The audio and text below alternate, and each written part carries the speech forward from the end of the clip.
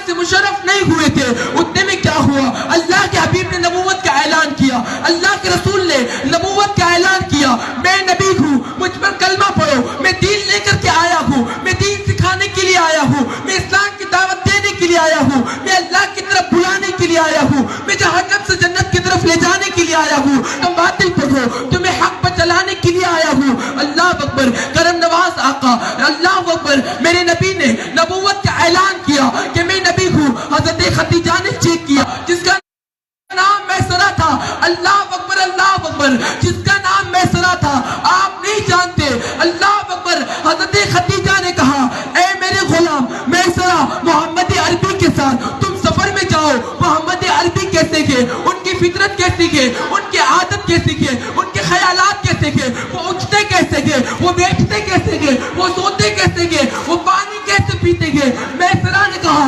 مالکہ ٹھیک ہے میں چاہتا ہوں۔ جب میسرہ 3 مہینے کے سفر کے بعد میرے حضور کے ساتھ جب واپس آیا تو دوڑ بھاگ کر کہتا ہے، مالکہ بہت زیادہ منافع کر کے آیا ہوں، بہت زیادہ مال لے کر کے آیا ہوں، بہت زیادہ منافع کر کے آیا ہوں۔ خدیجہ نے کہا، اے میسرہ، آج مجھے منافع کی فکر نہیں ہے، آج مجھے یہ بتا محمد عربی کیسے گئے، ان کی صفت کیسی گئے، ان کی عادت کیسی گئے۔ میسرہ نے کہا، بتاؤ، کہا بول، ان کے اندر عیب کیا ہے، خوبی نہیں بتانا، عیب بتانا ہے۔ میسرہ نے کہا، مالکہ بتاؤ، کہا بول، کہا کہ اللہ اکبر، میں نے دیکھا پورے سفر میں کبھی دھول سے کپڑے میلے نہیں ہوتے تھے۔ کہا عیب بتائے، کہا میں نے دیکھا ان کے جسم پر کبھی مکھی بیٹھتی نہیں تھی۔ کہا عیب بتائے، کہا میں نے دیکھا کہ اللہ اکبر، جب ہمارا پورا قافلہ درخت کے نیچے آ جاتا اور سائے میں بیٹھنے کی جگہ نہ رہتی، اور جب میں نے مصطفیٰ جان رحمت کو دیکھا کہ وہ جب آخری میں تشریف لاتے،